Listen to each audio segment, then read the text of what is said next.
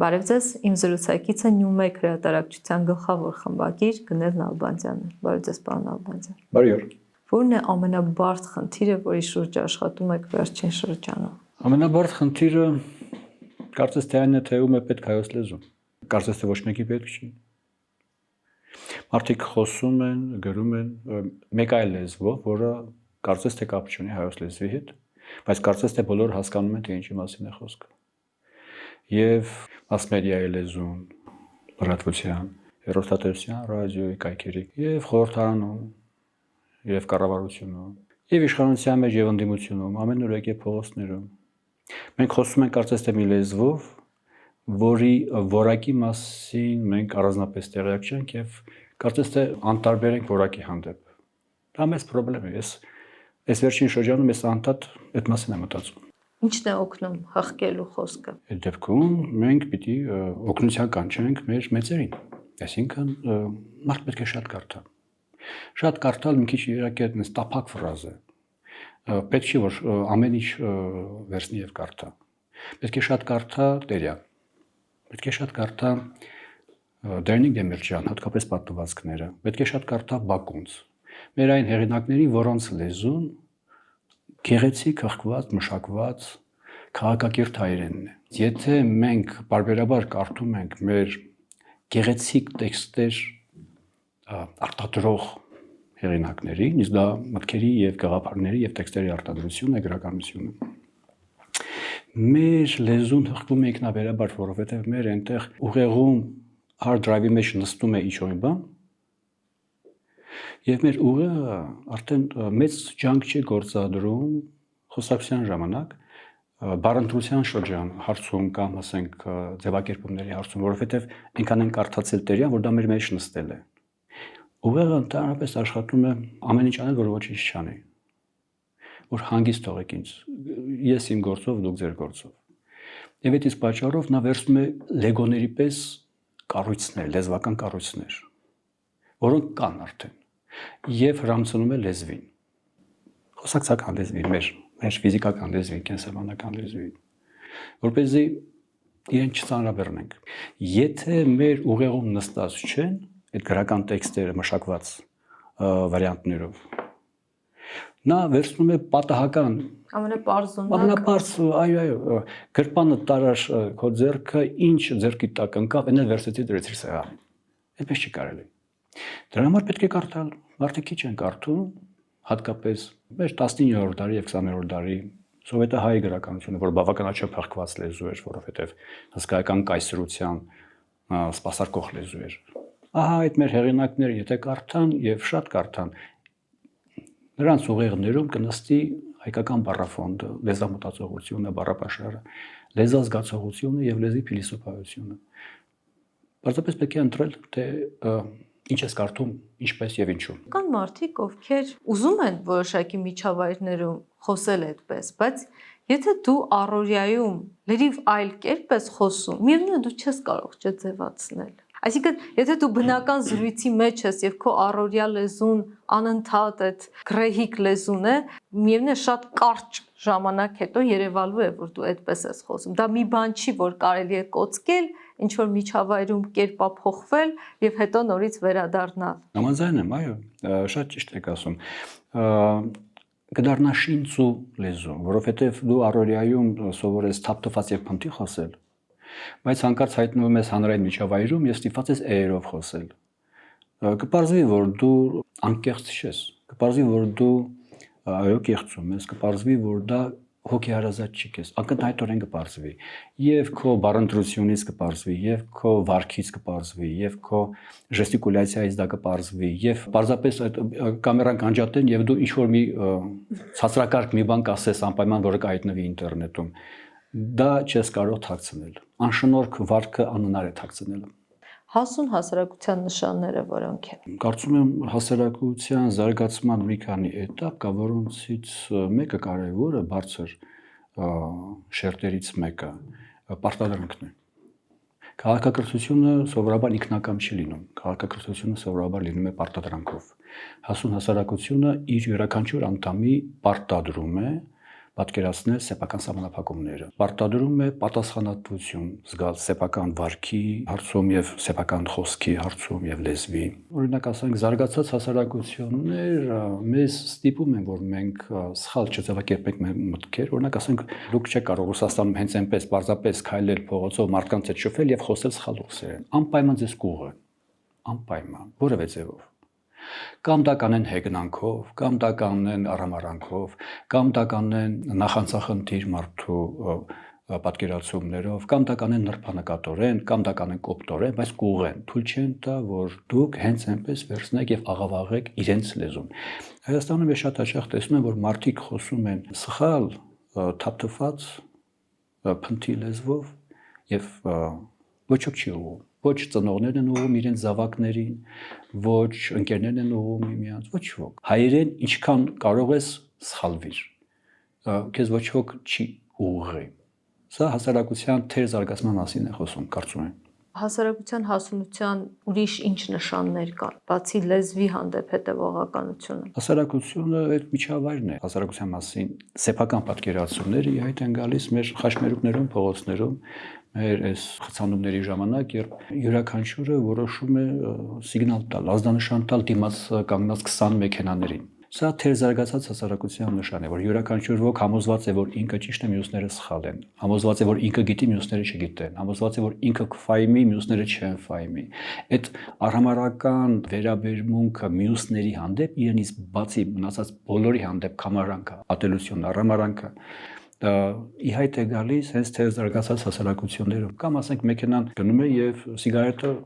կտացնում են դուրս կամ ինչ-որ թուղթ են շպրտում դուրս կամ ուտելիքն են թափում դուրս կամ մտնում են վերելակ եւ իրար նայում են զայրացած հայացքով կամ խոժոռ դեմքերով եւ ոչ մեկի մտքով չի անցնում, ասենք, բարևել, ոչ մեկի մտքով չի անցնում ժպտալ կամ ասենք երթուղային, հիմա երևի երթուղային չկա, ավտոբուսն են բարձրանում եւ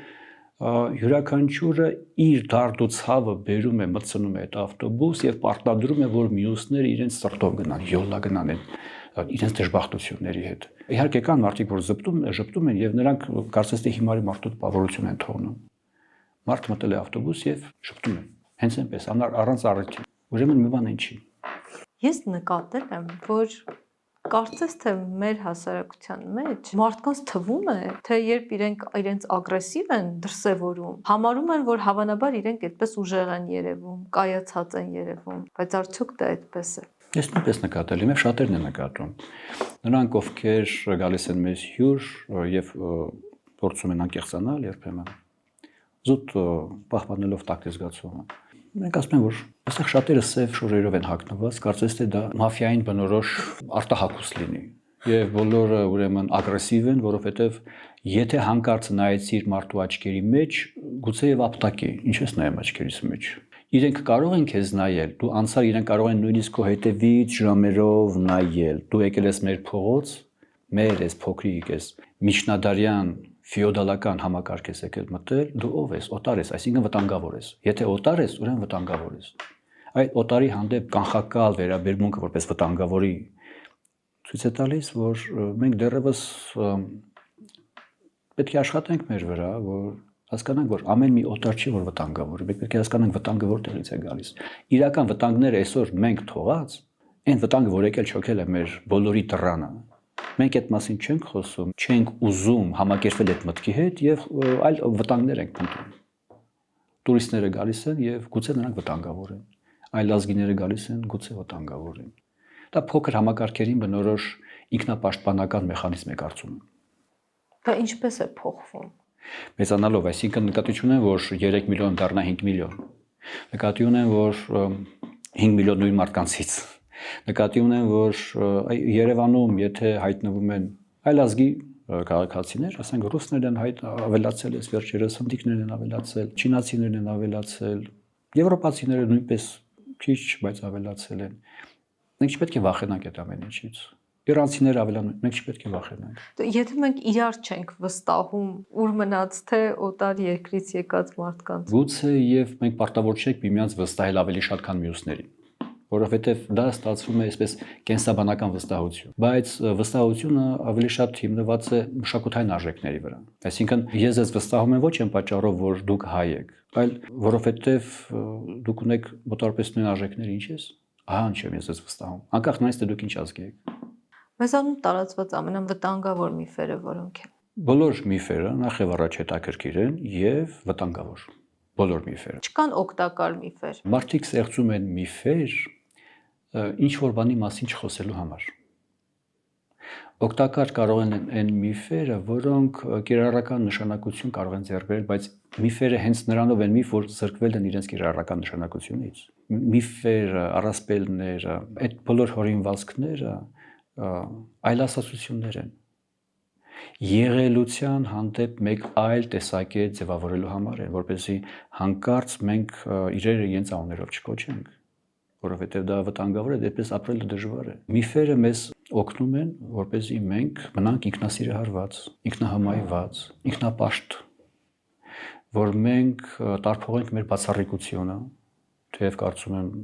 բոլոր ազգերն էլ բացառիկ են յուրօրինակ։ Օրինակներ կբերեք։ Օրինակներ։ Օրինակ մենք ուրեմն հայ ընտանիքը մի մեծ միֆ է։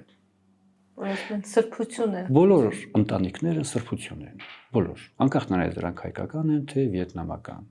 բայց որ մենք առանձնացնում ենք հայ ընտանիքը, դա արդեն դառնում է միֆ, որովհետև ստացվում է, որ այ ռուսների ընտանիքը բանի պետք չի, իսկ դա արդեն տանում է դեպի ռասիզմ, դեպի ատելություն, կամարանք, մյուսների հանդեպ, չէ որ նրանք էլ ունեն իրենց միֆերը, ռուսներն էլ ունեն իրենց միֆերը, որ իրենք խաղաղություն են բերում աշխարհի բոլոր ժողովուրդներին, հատկապես իրենց հարևան։ Դա էլ ռուսական միֆն է։ Ամերիկյան միֆը այն է, որ իրենք դեմոկրատիա են բերում աշխարհի բոլոր ժողովուրդներին։ Մեր գլխավոր միֆը ո՞րն է։ Որ մենք ավանդապահ եւ ավանդապաշտ ժողովուրդ ենք։ Այդպես չի։ Մասամբ այո, մասամբ ոչ, բայց կան ավելի ավանդապահ եւ ավանդապաշտ ժողովուրդներ, օրինակ ասենք բրիտանացիներից ավելի ավանդապահ մենք դժվար թե կարողանանք լինել։ Չէ որ ավանդապահ ասելով մենք չպետք է միայն հասկանանք զմռան ամիսներին խաշ ուտելը։ Դա ավանդապահություն չի։ Ավանդապահությունը 300 տարի շարունակ նույն մարգագետինը ամեն օր առավոտը 6-ին հնձելն է եւ ջրելն է, որովհետեւ այն դառնա կանաչ, սիզախոտը արջի մի քանի սանտիմետր եւ մարդիկ կարողանան դրա վրա քայլել, բայց դա պետք է անել 300 տարի շարունակ եւ ամեն օր։ Այդ դա է ավանդապահությունը, ես այդպես եմ պատկերացնում։ Մեզ թվում է թե եթե մենք ուրեմն տեղ ենք տալիս ավտոբուսում մեզնից մեծերին, դա ավանդապահություն է եւ դա մեծ որակ է։ Դա աղքատության դրսևորում է։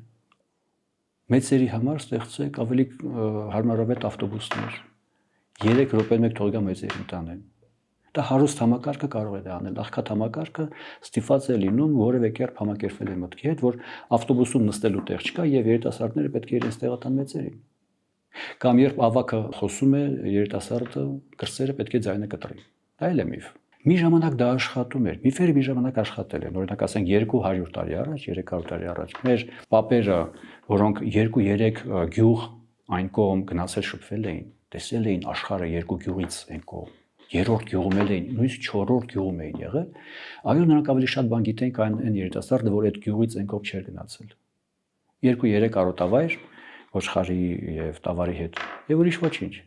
Բայց հիմա չէ որ ավակ սերունդը կրսեր սերունդին ինֆորմացիայի եւ գիտելիքի առումով տալու բան համարյա չունի։ Ճիշտ հակառակն է։ Հիմա տեխնոլոգիաները այնպես են ներխուժել մեր կյանք, որ ինչքան ավելի երիտասարդ ես, այնքան ավելի շատ ես շփվում նորանոր, ճիշտ է, անհեթեթ, անիմաստ, անօգուտ, աննպատակ, բայց ինֆորմացիայի հետ եւ ինֆորմացիոն աղմուկի հետ եւ ավակ սերունդը չի իմանում, չի կողմնորոշում ոնց շփվի այս երիտասարդների հետ, որովհետեւ ինքը դարձել է ոչ ֆունկցիոնալ։ Ինքը կորցրել է իր խորհրդատու լինելու հանգամանքը, հատկանիշը։ Կենսափորձ ունի։ Գուցե ինֆորմացիան զիջում է ինֆորմացված լինելով, բայց կենսափորձը հնարավոր չի, չէ՞, շատ ինֆորմացիա վերացնել։ Կենսափորձը կա, այո։ Հիմնական մեծ կենսափորձը բացասական կենսափորձ է։ Եվ այդ իսկ պատճառով ավակների խորհուրդներ հիմնականում ժխտական մասնիկներով են կառուցվում։ Մի արա, մի շարժվիր, մի գնա, տնից դուրս մի արի, այսինքն կոնստրուկտիվ խորհուրդներ սովորաբար չեն տալիս, եթե նկատել եք։ Չեն ասում այո, երեկոյան 8 ժամին գնա, բայց ուշադրություն դարձու ես ինչ հանգամանքին։ Ասում են մի գնա, տնից դուրս մի արի, 7-ից ուշ մի արի։ Արգելքների վրա է կառուցած, որովհետև իրենց անձնական կենսափորձը միայն ու միայն դժբախտություն է եղել եւ ողբերգություն։ Վատ բանի սպասում կա, փաստորեն։ Վախի, վտանգի, թշնամանքի դե իհարկե կարող են ասել, որ գիտեք, հայ ժողովրդի ճակատագիր այնպես է, որ եղել են պատմության քարոզիներում, այ հերթական միֆ է։ Հայ ժողովրդի պատմությունը ուրեմն այդ օտարների, ասպատակությունների քարոզիներում։ Այդ որ մի ժողովուրդը չի եղել օտարների ասպատակության քարոզիներում։ Արաբները չեն եղել, վրացիները չեն եղել, ռուսները չեն եղել 300 տարի շարունակ մոնղոլ թաթարական արշավանքների հետագա, լեհերը չեն եղել, անգլիացիները չեն եղել, շվեյցարացիները, որ մի ժողովուրդը, տեսեք 90-ականներին այս ընտանիքով գնացել էի Մայորկա հանգստանալու եւ մենք ընտանիքով շրջեցինք այդ կղզու ներս ընկած փողոցներում։ Մեր նորարեշի պես փողոցներ էին, Վարդաշեր, նորարեշ, նույնիսկ պահարաններն էին, նույն պահարաններն էին։ Եվ այդ պահարանների վրա դրված են ձկները եւ Սասունցի Դավիթները նույնն էին։ Ու Սասունցի Դավիթ չէր, բայց այդպես ինչ որ բաներ, մեկ ուրիշ միֆ էր։ Եվ ես իրենց հետ խոսում էի։ Իրենք ինչքան կարողանում էին խոսել անգլերեն։ Ես էլ ինչքան կարողանում էի խոսել։ Եվ իրենք ինձ ասում էին, մենք ամենադժվար ժողովուրդն ենք։ Ով հասել է մեզ նվաճելը։ Ով նվաճել է մեզ կոտորելը։ Կարթագենցիները գալիս էին մեզ նվաճում էին, կոտորում էին, գնում էին Իսպանիա, իսպանացիները գալիս էին, Հռոմը գալիս էր կոտորում էր, գնում էր Հյուսիսային Աֆրիկա։ Բոլորը մեզ ուրեմն ոչնչացրել են։ Ավելի դժվար ժողովուրդ չկա։ Ես մտածում եմ, ուրեմն հայերս բախտը բերել։ Կան ավելի դժվար ժողովուրդներ, քան մենք։ Եվ իրենք ասում են, այ տեսեք, մենք հիմա նույնիսկ այս վիճակով մենք ընդհանրապես այս խիղճուկրակ Իսպանիայի գաղութն ենք։ Իսկ այն հարուստ Ֆրանսիան տեսեք, Եվրոպան այնտեղ, իսկ մենք աղքատ Իսպանիայի գաղութն ենք։ Գոնե բախներս վերեր Ֆրանսիայի գաղութը լինեինք։ Ծանոթ նարատիվներ են, զուտ հայկական, ծանոթ են, եւ պարզվում է, որ գրեթե բոլոր ժողովուրդները ունեն այդ պատմությունները։ Սեփական դժբախտությունը գերագնահատելու եւ դա կուլմինացիոն ինչ-որ կետի հասցնելու։ Իսկ ինչպես պիտի վերաբերվել սեփական դժբախտությանը։ Եթե չգերագնահատել կամ թերագնահատել, ինչ անել։ Տեսեք, ես տեսնում եմ մեր հարևանները, ասենք նստած խոսում են, հատկապես այդ Բանգլադեշում բանում մեր հարևանները նստած խոսում են, մեկը պատմում է, թե ինքը ինչքան դժբախտ է։ Իր տղան սենց, աղջիկը սենց, մյուսն էլ ասում էր, բայ, որ իմ դժբախտությունն է։ Քոնն ինչ է։ Հա, մրցույթի մեջ է մտնում, թե ով է ավելի դժբախտ։ Բայց ոչ ոք չէր ասում, թե ինքը դժբախտությունից ինչ սովորեց։ Ինչ եզրահանգման եկա, որպեսզի գոնե այդ նույն դժբախտությունը մի շաբաթ հետո իր հետ չկրկնվի։ Ոչ մի խոսք չկար այդ մասին։ Այսինքն սխալների ուղում կոչված համակարգը երբ չկա։ Միշտ էլ մեր սխալները, դե բնականաբար սխալները կրկնվելու են, բայց որ նույն սխալներն են կրկնվում, դա արդեն ոչ թե պատահականություն է, ոչ թե նույնիսկ ճակատագիր է, այլ դիագնոզ։ Դժբախտությունից պիտի հետևություններ անել։ Բնականաբար, որովհետև դրանք տրվում են մեզ ինչու, փորձության համար։ Որ տեսնեն, թե մենք ոնց ենք տեսնեն, ովքեր պիտի տեսնեն, չգիտեմ ովքեր պիտի տեսնեն։ Երկնքում ինչ որ մեկը պետք է տեսնի, թե մենք ինչպես հաղթահարեցինք այդ դժբախտությունը։ Մենք ինքներս պետք է այդ փորձության միջով պիտի անցնենք եւ հասկանանք, որ հաջորդ անգամ այս ականապատած դաշտով մենք չենք անցնելու։ Հաջորդ անգամ մենք մեր ձայնը չենք տալու որևէ տկարամիտի, որևէ մարիոնետի, որևէ տհասի, որևէ խաբեբայի, բայց մենք ամեն անգամ դա անում ենք։ Հետևաբար մենք էլի տափակ ֆրազ կա, դասեր չենք քաղում պատմությունից, բայց դա պատմությունը մեզ չի սովորեցնում, պատմության նպատակը մեզ սովորեցնելը չի, պատմությունը մի բան է, որ վերակացուի պես ամեն անգամ մեզ պատժում է, եթե մենք անպատրաստ ենք եկել դասի։ Անցյալին ինչպես է պետք վերաբերվել, դուք ինչպես եք վերաբերվում անցյալին։ Տարբեր է չէ մոտեցումը, կա մոտեցում, որ միֆականացնում է, այ մեր նախնիները այսպիսին էին, կա հակառակ մոտեցումը, որ սխալներ են եղել, որն է adekvat մոտեցումը։ Ես ավելի շատ միֆականացված մոտեցում եմ տեսնում, իդեալականացված, մեր պապերը այսպիսին են եղել։ Դա բնական է, մարդ արած ուզում է իդեալականացնել եւ իր անցածը եւ իր նախկինը, որպեսզի արդարացնի իր բոլոր սխալները։ Եվ մյուս կողմից մարդը այնքան խեղճ, թույլ, անօգնական անձնավորություն է, անհատականություն է, երևույթ է, կենթանական օրգանիզմ է, որ ուզում է գտնել իրենից մեծ ինչ-որ մի համակարգ եւ մոտենալ այդ համակարգին, դառնալ այդ համակարգի մի մասնիկը։ Այ մեր պապերը, մեր անցյալը մեծ են եղել։ Մենք էլ ուրեմն եթե նրան շարունակողն ենք, ուրեմն մենք էլ ենք մեծ։ Ոչ թե մենք անում ենք գործեր, որոնք արժանի են սխրանք կոչվելուն կամ հաղթանակ կոչվելուն, այլ մեր պապերը արել են դա սխրանք, հաղթանակ։ Հիմա մենք ստացել ենք այդ ժառանգությունը եւ կամուն ենք տալիս այդ ժառանգությունը։ Շատ լավ են արել մեր պապերը, հրաշալի է որ արել են դա, հասկացանք դա իրենց գործն էր, բա մենք ինչ ենք անելու։ Մենք ինչքան պետք է մեր պապերի դափնիների վրա պարազիտի կյանքով ապրենք։ Մեր թշնամիները կարծես թե առանձնապես չեն բավարարվում իրենց պապերի դափնիներով եւ նվաճում են նորանոր կենսական տարածքներ, մենք էլ կորցնում ենք նորանոր կենսական տարածքներ, բայց հիանում ենք մեր պապերով։ Որի՞նչ։ Այդ պապերը, որ հիմա հայտնվեն հենց այստեղ, ինչ են ասելու մեզ։ Կարծում եմ ապտակից բացի ուրիշ բան մենք չենք ստանալու։ Ինչու է կարևոր կապը անցյալի հետ։ Մենք քիչ ենք ճանաչում, քիչ գիտենք։ Ես պատմության մասին դեռ չեմ խոսում, այդ յուրաքանչյուրս մեր տոհմի մասին, մեր պապի պապը ով է եղել, ինչ կյանքով է ապրել։ Այս կապը ինչու է կարևոր։ Քիչ առաջ առաջարկեցիք հասարակության զարգացման մակարդակների մասին խոսել, հա, զարգացման մի մակարդակ էլ հենց անցյալի հետ քո կապն է եւ քո անմիջական նախնիների մասին տեղյակ լինելը։ Եթե նկատել եք խեղճ ու կրակ չարքաշ կյանքով ապրող մարդիկ նույնիսկ իրենց պապի մասին պատկերացում չունեն։ Չգիտեն այդ պապը որտեղ է սիրահարվել, որտեղ է ճաշել, ինչ երաժշտություն է լսել, ինչ է կարդացել, չգիտեն։ Պարզապես գիտեն, որ այդ պապն է եւ վերջին պահին ասեն, դա ինչ է անում, ցախ էր կոտորում, լավ էլ խորոված էր անում, հետո մի անգամ ջղայնացավ, ասեց, ինչ ես կարմրել, դարել է սև շուն ու գնաց մեռավ։ Բայց չգիտեն թե ինչպես են պապն ու տատը հանդիպել։ Չգիտեն թե այդ պապի եւ տատի միջև ինչ քիմիա է եղել։ Ինչպես են իրար սիրել այդ մարդիկ։ Ինչին են հավատացել։ Ինչին են հավատացել միասին, ինչից են դժգոհել, ուր են գնացել, տեղյակ չեն։ Բայց ազնվականական միջավայրում մենք տեսնում ենք, որ ոչ միայն բավականաչափ տեղյակ են, այլ նաև պապերի եւ քեռիների եւ հորեղբայրների եւ մորաքույրների եւ կուզենների դիմանկարները շարված են նրանց աստիճանավանդակներում, միջանցքներում, յուրաքանչյուրի սխրանքը գրանցված է, յուրաքանչյուրի ստեղծած նոր բերած արժեքը ֆիքսված է, գրավոր, եւ դա ոչ միայն իրենց պատմության մատյաններում, այլ նաեւ այդ քաղաքի կամ այդ շրջանի պատմության մատյաններում գրված է դա։ Այդ դա նշանակում է, որ այդ միկրոսոցիումը, այդ տոհմային համակարգ, այդ տոհմիկ ազնվականներ, այսպես կարող ենք ասել, իրենք ավելի նախանձախնդիր են իրենց նախնիների մասին իմանալու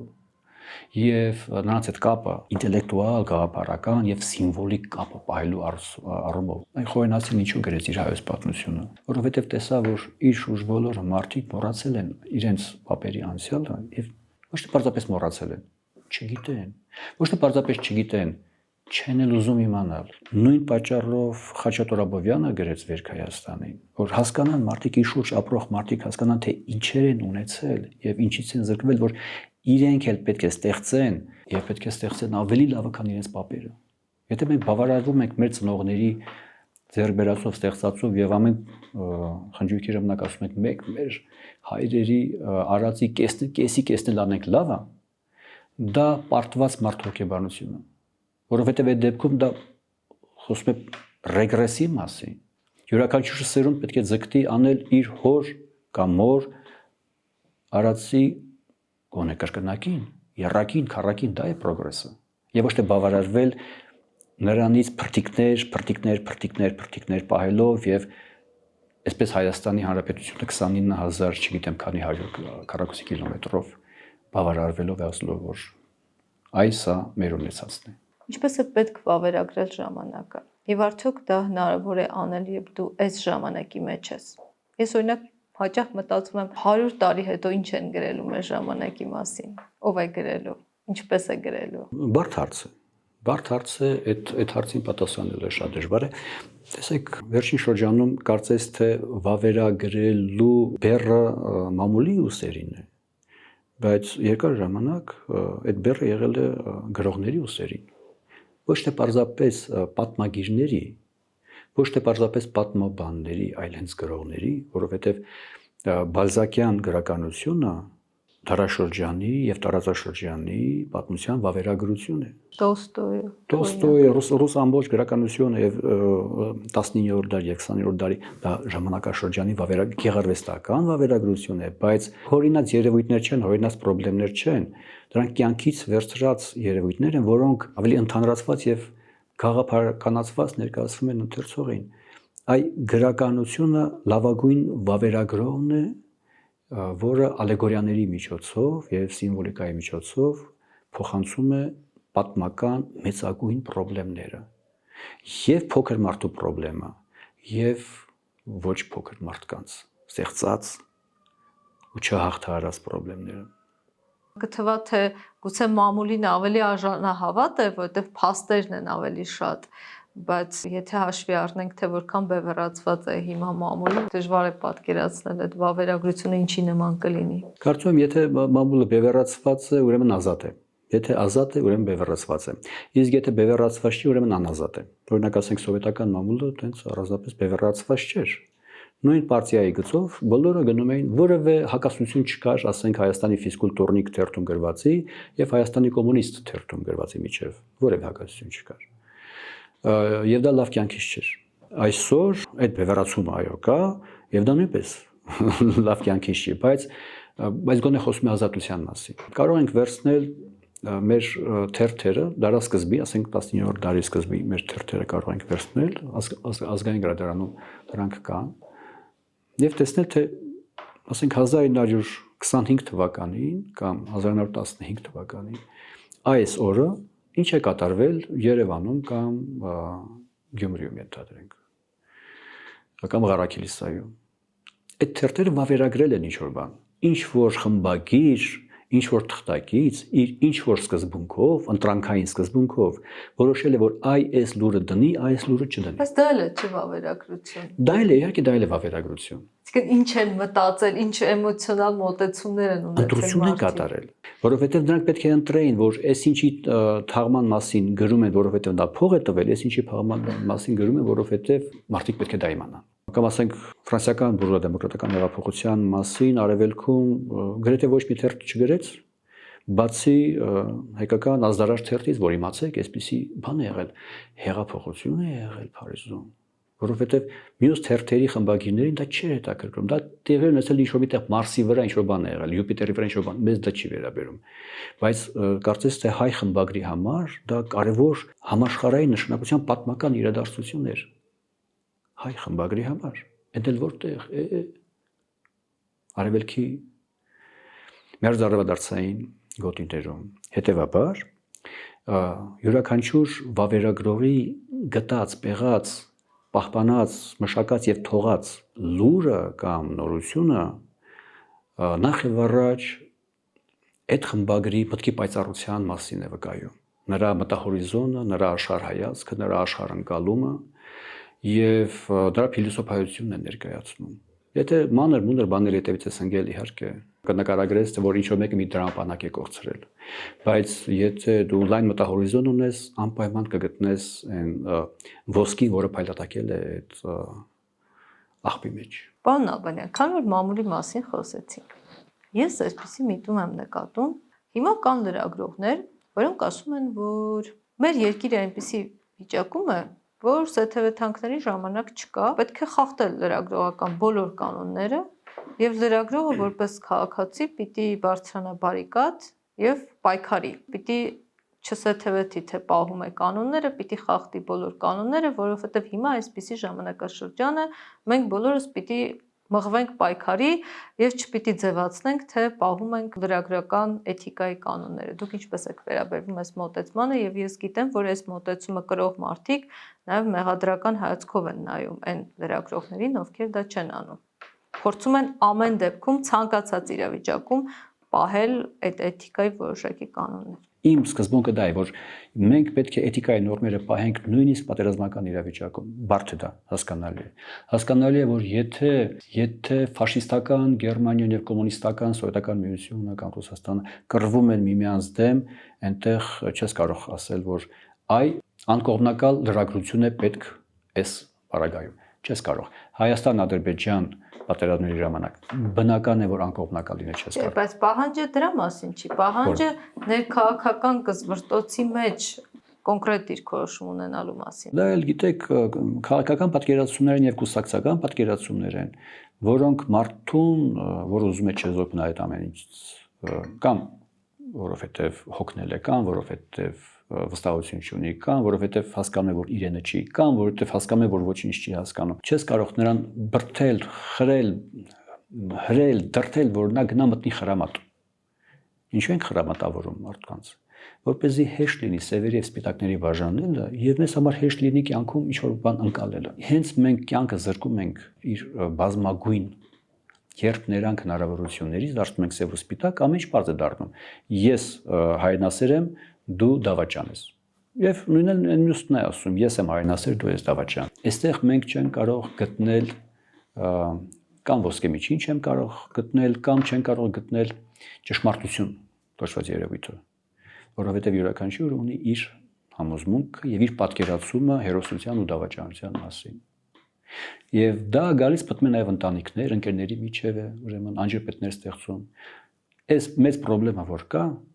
հատկապես 2018 թվականից հետո, հատկապես 2020 թվականից հետո, հատկապես 2023 թվականից հետո, հեսա կգա ժամանակը մենք ասենք հատկապես 2005 թվականից հետո։ Միայն ու միայն պարակտում է մեզ որպես հանրություն, կործանում է մեր ինքնությունը, այս ատոմացնում է, մենք դառնում ենք ատոմներ, ամբողջական մարմնի առանձին ատոմներ ենք դառնում։ Եվ ես կարծում եմ, որ մենք պետք է գտնենք ինչ-որ մի ճանապարհ, որպեսզի համակերպվենք այն երևույթի հետ, որ մեր դիմաց, մեր կողքին կան բազմաթիվ նիկոլականներ, սերժականներ, ռոբերտականներ, լևոնականներ, Եհովայի վկաներ, եվրոպամետներ, ռուսամետներ, իրանամետներ, կան բազմաթիվ ուրեմն վեգաններ, կան առողջ սննդի կողմնակիցներ, կան երկար մազեր պահողներ, կան ճղած շորտեր հագնողներ։ Այս ամեն ինչը այնքան բազմազան է, որ եթե մենք ասենք, եթե դու էս ինչն ես, ուրեմն ես քո հետ չեմ շփվում, կստացվի, որ ես շփվելու եմ 20 հոգու հետ, 5 հոգու հետ, կամ առավելագույնը ինձ հետ։ Եթե մենք ուզում ենք մեր հասարակությունը առողջանալու հնարավորություն ունենալ, մենք պետք է կարողանանք հանդուրժել միմյանց գաղափարական, քաղաքական, մշակութային հայացքները։ Երբ խոսում ենք X կամ Y մարդու մասին, օրինակ արվեստագետ է, ու քեզ ասում են դու գիտես, որ նա էս ինչական է, այսինքն զրույցը այդտեղ ավարտվում է։ Այդ մարդը, որը բարդ բան է, չէ՞ մարդը, ու դու այդքան պարզեցնում ու բերում ես ինչ որ մի ականի մեջ ես մտցնում եւ ավարտում ես զրույցը։ Այո, մարդը բարդ բան է, առավել բարդ է այդ բարդ մարդկանց ստեղծած միասնական համակարգը։ Նույն խնդրեմը նաեւ հիմա Ռուսաստան-Ուկրաինայում է։ Ռուսների մի որոշակի զանգված դուրս է եկել, հիմա իրենց կոչում են ռելոկանտներ, իրենք Ռուսաստանում չեն կարողանում ապրել, եւ Ռուսաստանում մնացած կամ ապրող մարդիկ կամարանքով են խոսում այդ ռուսների մասին, նրանք էլ կամարանքով են խոսում այն ռուսների մասին, ովքեր մնացել են Ռուսաստանում եւ ստիպված են ներկայացումներ բեմադրել, ֆիլմեր նկարել, մասնակցել սովորական իրենց առօրյա կյանքին։ Սարսափելի է, նույն Ուկրաինայում է։ Եվ ստացվում է, որ կամ դու պիտի ձեռնոց նետես քո հարազատ հանրությանը, թեկուզ կենսաբանական կամ մշակութային հանրությանը, եւ փորձես բոլորին դարձնել քո պես, իսկ դա անհնար բան է, կամ պետք է կուլ գնաս, դառնաս հարմարվող, դառնաս կոնֆորմիստ եւ ապրես աշխատավարձից աշխատավարձ գոհ երջանիկ, որ քեզ գոնե մինչեւ հիմա դեռ չեն ձերբակալել քո այս սխալ լայքի համար։ Նաեւ կա կարծիք, որ պիտի գործի հանրային պարսավանքի ինստիտուտ, որ եթե մարդը ինչ որ քայլ է անում, ինքը պիտի իմանա, որ դա կաժանանա հանրային պարսավանքին։ Այսինքն մենք որոշակի հարցերում պիտի համաձայնության գանք, որ սա մեզ համար անընդունելի է, եւ եթե մարդը դա արեց, այդ մարդը, այսպես ասած, հանրության կողմից ոչ ընդունելի մարդ է դառնում։ Դա կարծում եմ անլուծելի խնդիր է, որովհետև հանրային պարսավանքը կարող է շատ լավ աշխատել տոտալիտար համակարգերում, օրինակ ասենք սովետական միությունում շատ լավ աշխատում էր հանրային պարսավանքը, նա ով շեղվում էր պարտիայի եւ կառավարության գծից։ Հյուսային Կորեայում հանրային պարսավանքը հստակ գործում է, Չինաստանում միջև վերջերս շատ լավ գործում էր հանրային պարսավանքը, Իրանում գործում է հանրային պարսավանքը, բայց ոնց որ թե Փարիզում ես չեմ տեսնում հանրային պարսավանքի որևէ դրսևորում, կամ Հոլանդիայում, կամ Գերմանիայում, կամ Միացյալ Նահանգներում։ Հանրային պարսավանքը բարդ խնդիր է, որովհետև նախ պետք է հանրությունը հասկանա, թե իր պարսավանքը ով է ձևակերպում։ Միևնույն դա կառավարվող բան է։ Իհարկե կառավարվող է, ինչ որ մեկը պետք է նստի ձևակերպի այդ հանրային պարսավանքը եւ պետք է որոշի, թե ինչն է պարսավելի։ Եվ հետո պետք է որոշի, թե այդ պարսավանքը ինչպես է դրսևորվում՝ ապտակով, մտրակահարությամբ, գանահարությամբ, ձերբակալմամբ, գնդակահարմամբ, քարկոծելով։ Այ օրինակ ասենք Իրանում երբեմն այդ հանրային պարսավանքը վերածվում է քարկոծման, բարի ուղիղ իմաստով։ Ես կարծում եմ, որ դա մեզ համար լավագույն ելքը չի հանրային պարսավանքը։ Կարմիր գծերը ունեն բարբերաբար տեղաշարժվելու հատկություն։ Մեկը քաշեց կարմիր գիծը, մի շաբաթ հետո կարող է փոխել իր կարմիր գիծը։ Թրամփը մի քանի անգամ կարմիր գիծ քաշեց։ Եվրոպան եւ Ամերիկան Ռուսաստանի համար մի քանի անգամ կարմիր գիծ քաշեցին։ Ռուսաստանը Ուկրաինայի համար մի քանի անգամ կարմիր գիծ քաշեց։ Հայաստանը Ադրբեջանի համար, Ադրբեջանը Հայաստանի համար։ Այդ կարմիր գծերը կարծես թե մեծ հաջողությամբ եւ խախտվում են, եւ գույնն են փոխվում, եւ տեղանքն է փոխվում, եւ դրա համար սահմանված տուգանքն է փոխվում։ Ամենահարափոփող եւ փոփոխուն եւ շատ ճկուն համակարգը կարմիր գծերի համակարգն։ Հիմա ժամանակը շատ արագ է զարգանում։ Ձեր լավի ու վատի մասին պատկերացումները փոխվել են, օրինակ հիմա եւ 20 տարի առաջ կամ 30 տարի առաջ։ Երկե փոխվել է։ Ֆիզիկոսները եւ մաթեմատիկոսները կարծես թե ինչ որ կարողանում են պատասխան գտնել, որ ինչ որ բան կա, ինչ որ արագացում կա, որովհետեւ տիեզերքը ես տիեզերքի մասնագետ չեմ, բայց հետևում եմ NASA-ի լուրերին, տիեզերքը ընդլայնվում է ավելի արագ, քան լույսի արագությունն է, ընդլայնվել։ Դա շատ տարօրինակ բան է։ Եվ ժամանակն էլ է փոխվում, կամ ժամանակի մասին մեր պատկերացումներն են փոխվում։ Ես ինքս էլ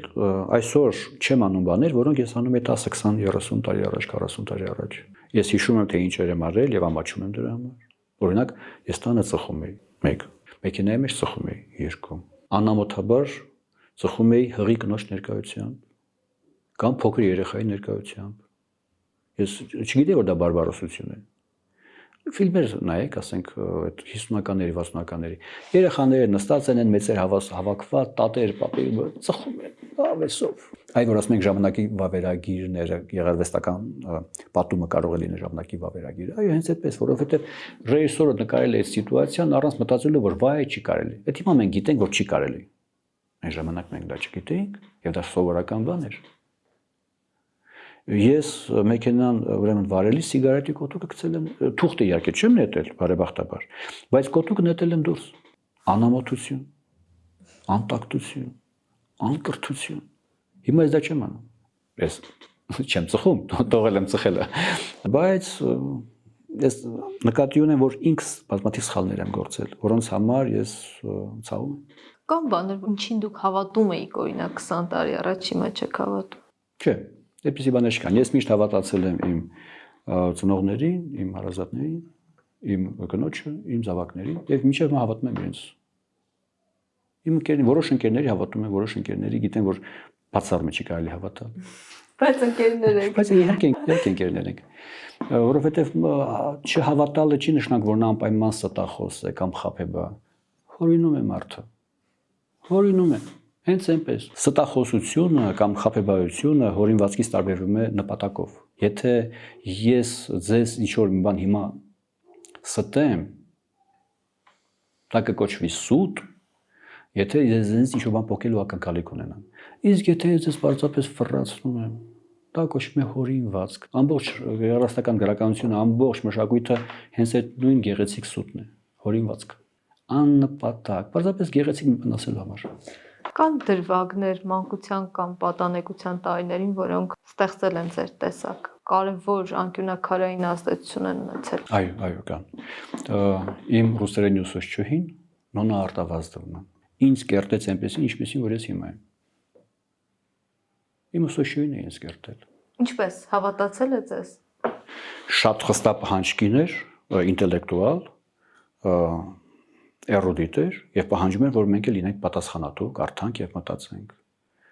Ստեղծել է ինձ նա։ Ես իրեն եմ պարտական։ Իմ ռուսերեն ուսուցչուն հետո 90-ականներին իրեն գնացին Իսրայել, իրենք Բաքվից էին եկել։ Գնացին Իսրայել եւ հուսով են, որ ամեն ինչ լավ է իր հետ։ Բայց մեր այդ ուսուցչուհու պաշտամունքն էր մեր դասարանում։ Ես խորապես երախտապարտ եմ իրեն։ Ինքը չլիներ, ես չգիտեմ, ես ուրիշ աշխարհներում կլինեի այսօր։ Իսկ դրվագներ եղել են պատանեկության տարիներին։ Դրվագներ եղել են։ Իմ մի ընկերներից մեկը սպանեցին իրեն, 7-րդ մասում էինք ապրում։ Եվ այդ ժամանակ մեզ համար ամեն ինչ մի վայրկյանի պատմություն էր եւ մեր սխրագործությունները, մեր հերոսությունները մենք չգիտենք, որ դրանք հիմարություններ են եւ որ դրանք չի կարելի դա անել։ Այդ 16-17 տարեկանի։ Ես առաջին անգամ տեսա, թե ինչպես այդ ուրեմն իմ ընկերը մահացել։ Բակային վեճի հետևանքով։ Այո, տես մանր մոդել ինչ որ անկապ, աղջկա պատմություն, ընկերոջ պատմություն, ինչ որ մի հիմար, ինչ որ մի բան։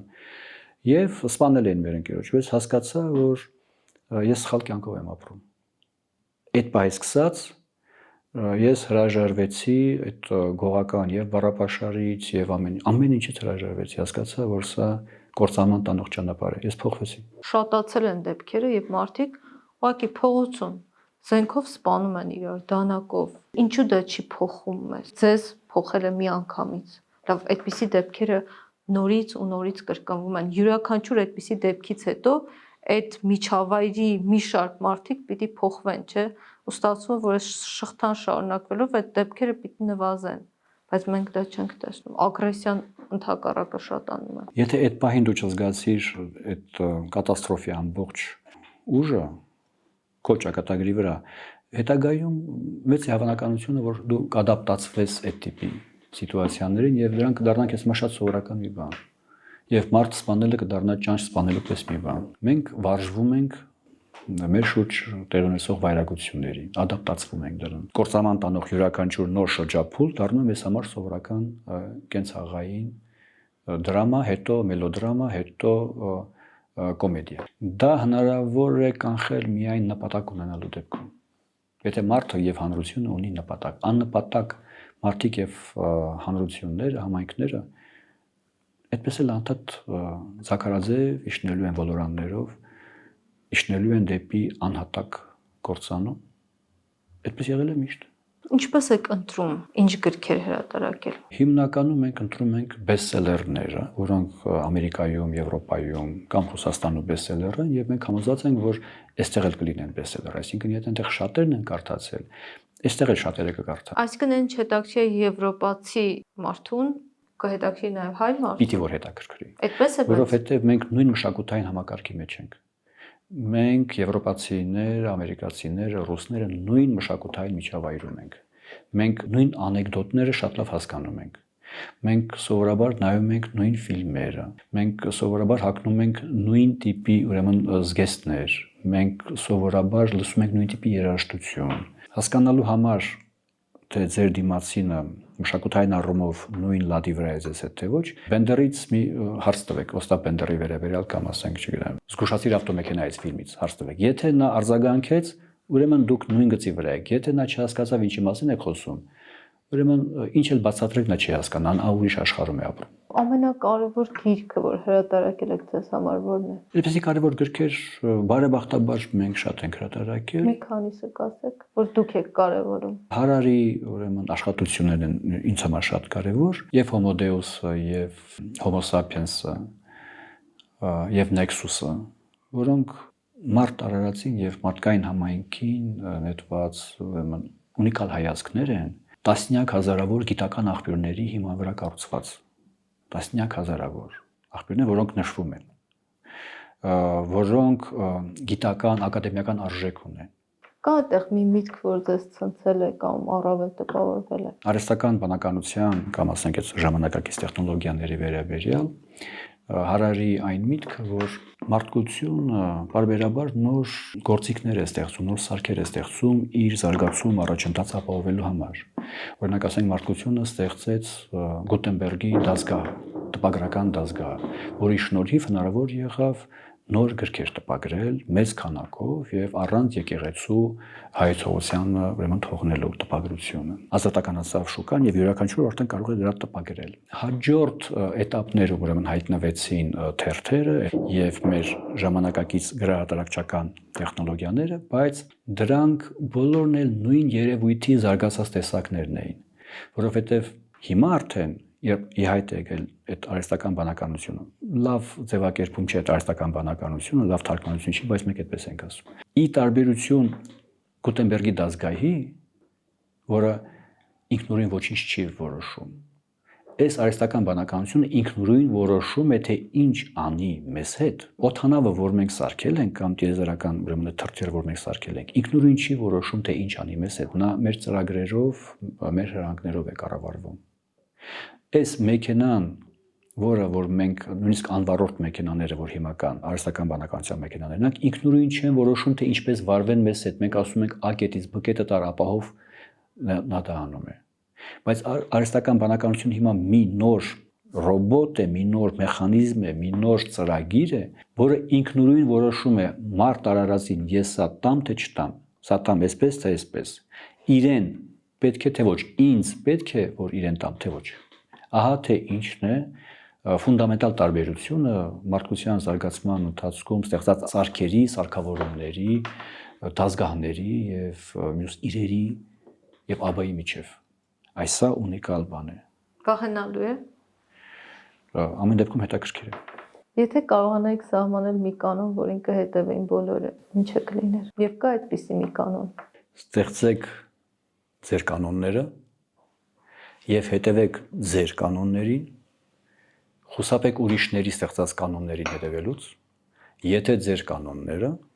ապահովում են ձեզ եւ ձեր շրջապատի համար ազատություն եւ զարգացում։